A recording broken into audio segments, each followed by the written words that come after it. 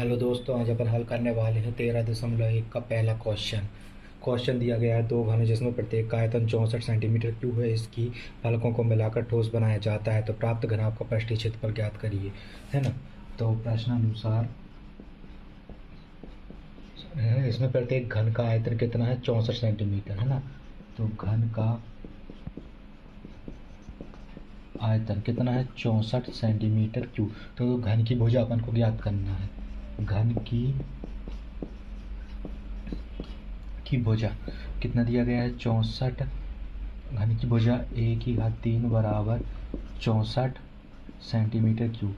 a⁻³ को अपन क्या लिख सकते हैं, 64 को अपन क्या लिख सकते हैं, 4⁻³ लिख सकते हैं।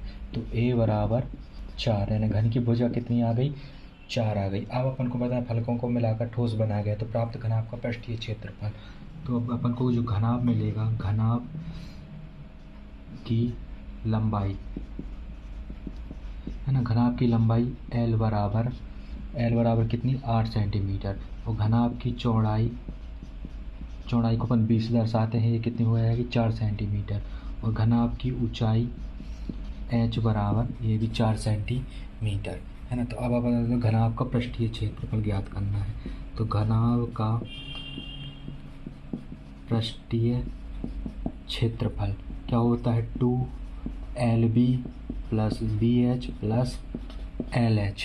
तो 2LB लंबाई और चौड़ाई यानी 8 × 4 + BH यानी चौड़ाई और ऊंचाई प्लस LH, L यानी लंबाई यानी 8, H यानी ऊंचाई यानी 4।